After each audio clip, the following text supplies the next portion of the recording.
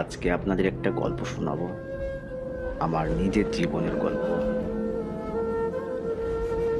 দেখতে দেখতে জীবনের 34টা বছর পার হয়ে গেছে।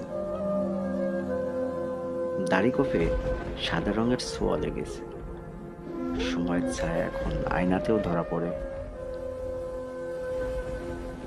কখনো ভেবেছিলাম এই জীবনটা বদলে দেব, পরিবারের মুখে হাসি ফোটাবো, বাবা মাকে স্বস্তি দেব, স্ত্রী সন্তানদের নিয়ে এক টুকরো সুখের পৃথিবী গড়ব। কিন্তু আজ যখন পিছনে ফিরে তাকাই, দেখি সবকিছুই যেন অগোছালো।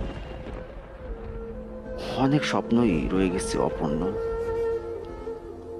মন যা চেয়েছে তাই করেছি, কিন্তু মন যা চায় সবই কি ভালো হয়?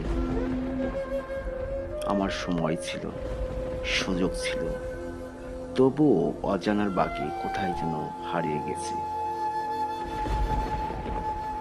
আজ অনেক কিছু করতে ইচ্ছা করে, কিন্তু পারি না। সময় থেমে যায়, মন ভরে যায় আফসোসে।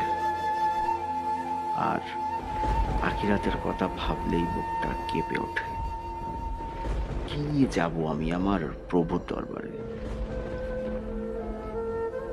বাবা মা এখন বৃদ্ধ, তারা চায় শুধু একটু শান্তি, একটু যত্ন,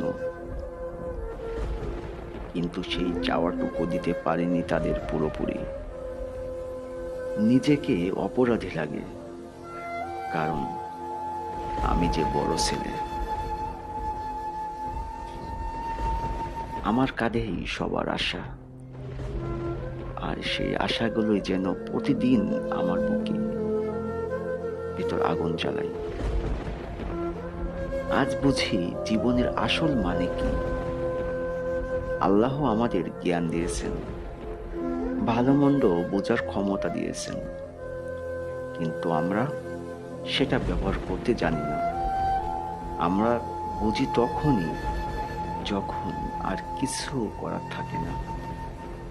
তাই বলি, যারা এখনো জীবনের পথে হাঁটছো, থেমে একটু ভেবে দেখো, তোমার পরিবার, তোমার আখিরাত, তোমারই ভবিষ্যৎ, সবকিছুর জন্য এখনই কিছু করো। যতদিন শ্বাস আছে ততদিন সুযোগ আছে। একদিন থেমে যাবে সব কিছু, থেকে যাবে